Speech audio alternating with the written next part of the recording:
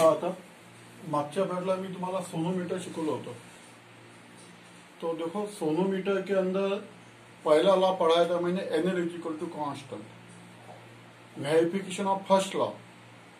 आज जो अपन चालू कर रहे हैं verification of second law of vibration of string. क्या है सेकंड लॉ मालूम है तुमको? N is in directly proportional to under T, यानी ये जो formula N is equal to twice under T upon M. तो पहला लॉ कौन सा बताया था? N is inversely proportional to L. अभी कौन सा? N is directly proportional to square root of tension if L and M are constant, if M and L are constant. याला सेकंड लॉ म्हणतो आपण। Fundamental frequency of vibration of string is directly proportional to square root of tension if length and mass per unit length remains constant. Small M ला आपण mass per unit length म्हणतो। तो N upon under T is equal to constant. तो ये second law prove करना है अपने को बाय यूजिंग ए सोनोमीटर। हे सोनोमीटर आहे। पहा तुम्हाला कन्स्ट्रक्शन शिकवलेलं आहे, मागच्या पेपरला त्याची प्रोसिजर सुद्धा शिकवलेली आहे, समजलं? आता सेकंड लॉ काय करायचं? प्रोसिजर मागचीच आहे। पहा पहले काय करायचं की म्हणजे टेंशन जो है पहले इसके अंदर टेंशन यहाँ पे जो है ये कांस्टेंट रखा था, अभी टेंशन कांस्टेंट रखना नहीं है, ये वाइब्रेटिंग लेंथ कांस्टेंट रखना है। क्या कांस्टेंट रखना है? Vibrating length. समझो अभी क्या किया, ये प्रोसिजर मालूम है तुम्हाला, प्रोसिजर मी मागच्या वेळेला शिकवलेली आहे। या दोन याला मोएबल ब्रिजेस म्हणतात, पी आणि क्यू। पी आणि क्यू काय? Movable bridges. हे सोनोमीटर बॉक्स, याला साऊंड बॉक्स म्हणतात। हा टेबल आहे, ही पुली आहे आणि हा ट्युनिंग फोर्क आहे, हा व्हायब्रेटिंग ट्युनिंग फोर्क आहे। समजा तुम्ही एक काम केलं, इथं टेन्शन अप्लाइड केलं। Suppose T1 is a tension, initially T1 is tension applied to wire। T1 tension applied किया, यानी वो समझो 1 kg है, ठीक है। आणि हा ट्युनिंग फोर्क घेतला। समजा हा ट्युनिंग फोर्क N1 है, फिर उसको वाइब्रेट किया ऐसे, फिर वाइब्रेटिंग ट्यूनिंग फोर्क यहाँ पे रखा। Is place on stem is place on in contact विद सोनोमीटर बॉक्स। तो क्या व्हील में क्या होगा कि ये जो पेपर आइडर है ये ऐसा वाइब्रेट होगा, ऐसे नीचे ऊपर ऐसे वाइब्रेट होगा। फिर ये लेंथ एडजस्ट करो, ये लेंथ क्या करो? Adjust. Distance between P end Q adjusted, मागच्या पेपरला सांगितलेलं आहे। फिर से ये ट्यूनिंग फोर्क ऐसा वाइब्रेट करो, फिर से रखो। हे कुठपर्यंत करायचं आहे? जिथपर्यंत हा पेपर आयडर खाली पडत नाही, म्हणजे इथं टेन्शनही वेळ तयार होत नाही। Node is form at movable bridges and antinode is form at centre. देखो ये फिगर निकालना नहीं है अभी तुमको, ये फिगर सिर्फ अंडरस्टैंडिंग के लिए, मैं तुम पढ़ाने के लिए मैं निकाली है। ये लिखना है, जो मैं लिखा के दूंगा ना वो लिखना है, ये लिखना नहीं है, ये फिगर काढायची नाही, हे समजून देण्याकरिता। पहा एक आपण टेन्शन अप्लाइड केलेलं आहे, म्हणजे 1 kg लावलं तुम्ही, मग ट्युनिंग फोर्क व्हायब्रेट केला इथे, tuning fork vibrating tuning fork इथं ठेवला। मग तो पाहायचा आपण हा पेपर खाली पडतो का, आणि ऍडजस्ट करायचे डिस्टन्स पी आणि क्यू। हे डिस्टन्स कुठपर्यंत ऍडजस्ट करायचं? जिथपर्यंत हा पेपर खाली पडत नाही। म्हणजे मागच्या वेळेला तुम्हाला लिहून दिलेलं आहे, frequency of tuning fork is equal to frequency of vibration of string. ये जो स्ट्रिंग वाइब्रेट हो रहा है ऐसा, उसकी फ्रीक्वेंसी और इसकी फ्रीक्वेंसी सेम हो जाएंगी, रेजोनेंस आ जाएगा। That phenomena is known as resonance. आणि पेपर आयडर खाली पडून जाईल। पेपर आयडर खाली पडल्यानंतर हे डिस्टन्स मोजून घ्यायचं, पी आणि क्यू, त्याला व्हायब्रेटिंग लेंथ म्हणतात। याला काय म्हणतात? हे जो डिस्टन्स आहे इसको व्हायब्रेटिंग लेंथ बोलते हैं, small L. Initially T1 is applied, is a tension applied to wire, ठीक है, and mass per unit length कोणता? Small M. ही मेजर केप कॉन्स्टंट, हे कॉन्स्टंट ठेवली। मास पर यूनिट लेंथ जे आपण वायर वापरणार आहोत त्याचा मास आणि लेंथ आपण मोजलेली आहे, आणि मग mass divided by length, that is mass per unit length is kept constant, ठीक आहे। मग काय मेजर केलं आपण? व्हायब्रेटिंग लेंथ मेजर केली। नाउ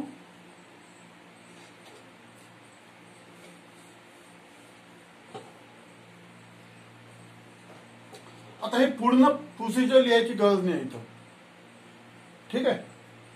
किंवा लिहून टाकू आपण नाव ऍडजस्ट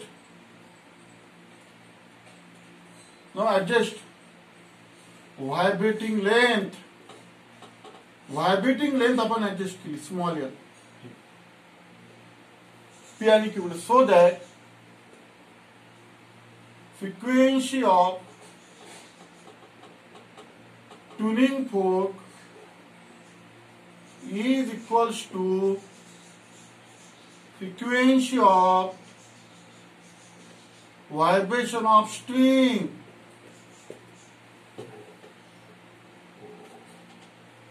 पेपर आड खाली पडून जाईल.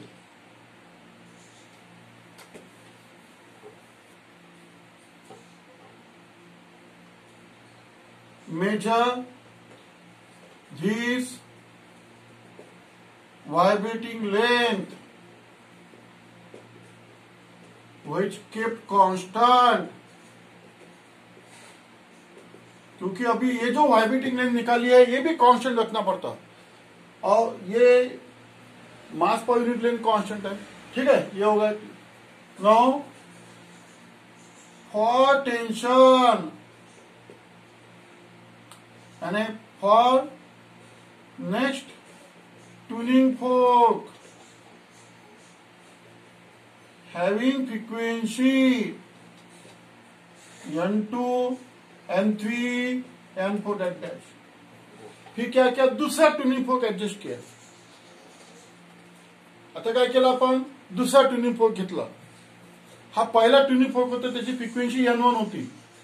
आता कोणता घेतला आपण म्हणजे इथं वाटलं तुमचा का so that frequency of tuning fork N1 पहिली frequency N1 is equals to the frequency of vibration of string. Measure vibrating length L which is kept constant. हे कॉन्स्टंट ठेवले. आता आपण दुसरा ट्यूनिंग फोर्क घेतला समजा N2 घेतला. पुन्हा प्रोसिजर तेच असं ट्यूनिंग फोर्क व्हायब्रेट ठेवायचा इथं ठेवायचा आणि पेपर वाटा खाली ऍडजस्ट पडला पाहिजे. आता ही जी व्हायब्रेटिंग लेंथ आहे ती कॉन्स्टंट ठेवायची. टेन्शन ऍडजस्ट करायचं त्याच्यामध्ये टाकायचं आहे तर टेन्शन कमी जास्त करायचं टेन्शन हे ऍडजस्ट नाही करायचं. व्हायब्रेटिंग लेंथ समजा आता पहिली व्हायब्रेटिंग लेंथ 10 सेंटीमीटर आली असेल तर 10 सेंटीमीटर ठेवायची शेवटपर्यंत. आता हे टेन्शन ऍडजस्ट करायचं समजलं ना. Now next tuning fork having frequency N2, N3, N4 adjust tension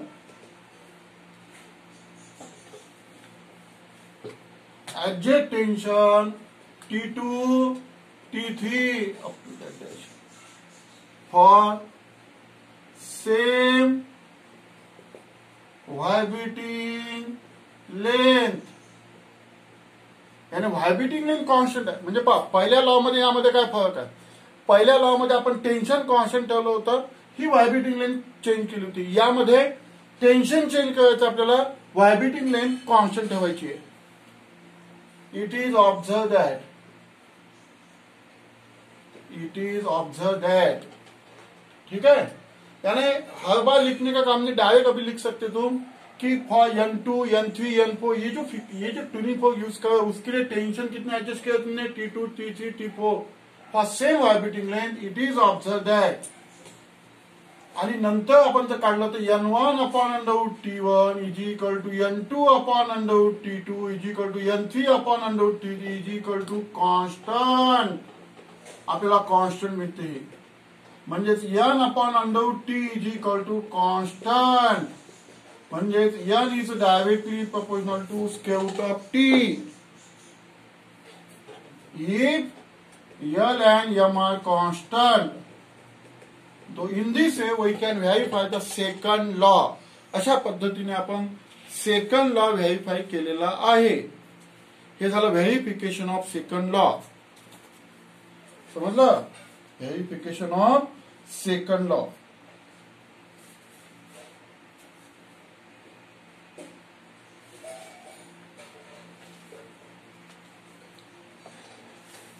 आता तिसरा लॉ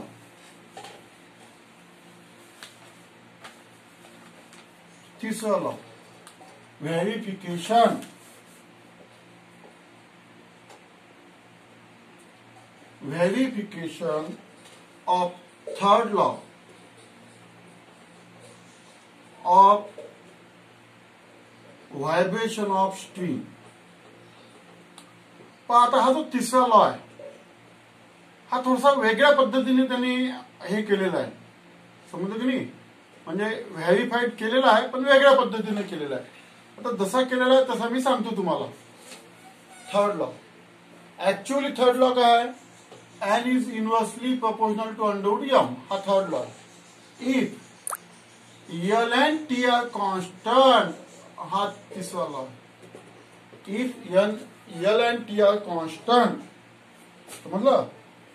परंतु हा लॉ अशा पद्धतीने व्हेरीफाईड केलेला नाहीये. हा लॉ आपल्याला L is inversely proportional to, म्हणजे अंडररूट एल एम कॉन्स्टंट हे सिद्ध करून दाखवायचं आहे. पहिले दोन वायर घेतल्या. Take first wire and second wire. First wire having, किंवा मग असं म्हणू आपण, late M1 and M2 be mass per unit length of first and second wire. दोन वायर वापरलेले आहेत. पहिल्या वायरची म्हणजे जी पहिली वायर लावली त्याची लिनियर डेन्सिटी M1, दुसरी वायर लावली त्याची linear density M2. Linear density म्हणजे मास पर युनिट लेंथ म्हणजे मास अपॉन लेंथ. अशा दोन वायर वापरलेले आहेत, समजलं. आता काय करायचं आपल्याला याच्यामध्ये, take first wire having linear density M1, पहिली वायर लावली आपण हिच्या, प्रोसिजर तेच. And take for tuning fork N1, हा पहिला ट्युनिंग फोर्क घेतला. हा लॉ वेगळ्या पद्धतीने आपल्याला प्रूव्ह करायचा आहे. मी पहिले सांगतोय, जसा आहे तसा तो प्रूव्ह शकत नाही. दोन वायर घेतलेल्या आहेत. पहिल्या वायरची linear mass density mass per unit length M1, दुसऱ्या वायरची M2. पहिली वायर लावली आपण त्याच्यावर लिनियर डेन्सिटी M1 म्हणजे मास पर युनिट लेंथ आहे M1. Take tuning fork N1, पहिला ट्युनिंग फोर्क घेतला and adjust suitable tension T. याच्यामध्ये टेन्शन T ठेवलं, म्हणजे 1 kg ठेवलं, 2 kg ठेवलं, एक पर्टिक्युलर टेन्शन ठेवलं, ठीक आहे. आणि याची व्हायब्रेटिंग लेंथ काढली. प्रोसिजर तीच. पेपर आयडर ठेवायचं इथे, याच्यावर पेपर आयडर ठेवायचा आणि ट्युनिंग फोर्क इथे ट्युनिंग फोर्क असा व्हायब्रेट करायचा आणि इथे ठेवायचं ट्युनिंग फोर्क. समजलं ना. Same procedure. पुन्हा मग काय होईल, frequency of tuning fork is equal to, फिगरने काढायची, ही फिगर मी समजून देण्याकरिता आहे. Frequency of tuning fork is equal to frequency of vibration of string. हा स्ट्रिंग व्हायब्रेट होईल, पेपर आयडर खाली पडेल. पेपर आयडर खाली पडला की ही व्हायब्रेटिंग लेंथ मोजून घ्यायची. समजलं ना. तर समजा की व्हायब्रेटिंग लेंथ आपण L1 मेजर करू. Take first wire M1 and take tuning fork N1. Adjust tension T and find vibrating length L1. He length observe, vibrating length काढली आपण. ती प्रोसिजर लिहिण्याची, डेमी लिहिण्याची गरज नाहीये. समजलं. टेन्शन ऍडजस्ट केलं आपण T. पहिला ट्युनिंग फोर्क घेतला आपण N1 किंवा Nच म्हणू आपण त्याला. एक ट्युनिंग फोर्क घेतला, त्याची फ्रिक्वेन्सी N आहे, N1 नाही, Nच घ्यायचा. पहिली व्हायब्रेटिंग लेंथ आपण L1 मेजर केली. नाव टेक सेकंड वायर. आता सेकंड वायर घेतली, त्याची लिनियर डेन्सिटी किती आहे, मास पर युनिट लेंथ M2, म्हणजे आता सेकंड वायर लावली तिच्यावर, ठीक आहे. फाईन व्हायब्रेटिंग लेंथ, पुन्हा व्हायब्रेटिंग लेंथ काढली. Same procedure L2 for same tension and same tuning fork. For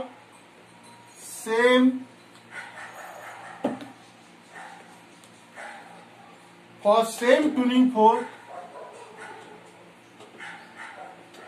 and same tension. T. म्हणजे ट्युनिंग फोर्क बदलायचा नाही, टेन्शन बदलायचं नाही, फक्त ही लेन बदलायची. दुसरी वायर लावली, पुन्हा सेम प्रोसिजर केली. जे पहिले टेन्शन लावलं होतं तेच टेन्शन आता लावलेलं आहे आणि तोच ट्युनिंग फोर्क व्हायब्रेट करून इथे ठेवलेला आहे जो पहिला वापरला तो. आणि इथे व्हायब्रेटिंग लेंथ आपण मेजर केली ती L2. समजलं ना? म्हणजे therefore it is observed that L1 under root M1 is equal to L2 under root M2 is equal to constant. हा जो प्रोडक्ट आहे हा कॉन्स्टंट मिळतो. therefore L under root M is equal to constant. This is the third law. This is verification of third law of vibration of string. Third law of vibration of verification. म्हणजे जरी तो third law असला वेगळा पण या पद्धतीने proof त्याचं दिलेलं आहे. तुम्हाला की सर की मग आता आपण तर ते फ्रिक्वेन्सी पाहिली होती. Frequency inversely proportional to under root M. समजलं की नाही? तर इथं एन इज इथं N L under root M is equal to constant काढला आपण. तो लॉ अशा पद्धतीने प्रूव्ह करायचा. तो त्या पद्धतीने प्रूव्ह होऊ शकत नाही. जसं स्टेट इक्वेशन आहे तशा पद्धतीने प्रूव्ह होऊ शकत नाही. अशा पद्धतीने प्रूव्ह करायचा. दोन वायर घ्यायच्या. पहिल्या वायरची लिनियर डेन्सिटी M1, दुसऱ्या वायरची लिनियर डेन्सिटी M2. पहिल्या वायरला टेन्शन लावलं T, पहिला ट्युनिंग फोर्क घेतलं M आणि व्हायब्रेटिंग लेंथ काढली L1. ठीक आहे. मग दुसरी वायर लावली, पुन्हा तेच टेन्शन घेतलं, तोच ट्युनिंग फोर्क घेतला, फक्त व्हायब्रेटिंग लेंथ ऍडजस्ट केली. म्हणून आपण काय लिहिलं? Take second wire, find vibrating length L2 for same tuning fork and same tension. It is observe that L under root M1 is equal to L2 M under root M2 is equal to constant. L under root M is equal to constant. म्हणून हा law अशा पद्धतीने prove करायचा आहे. Actual law तुम्हाला माहिती आहे कसा आहे? तो N is inversely under root M असा लॉ आहे तो. L and T are constant. हा अशा पद्धतीने प्रूव्ह होऊ शकत नाही, पण अशा पद्धतीने प्रूव्ह केलेला आहे.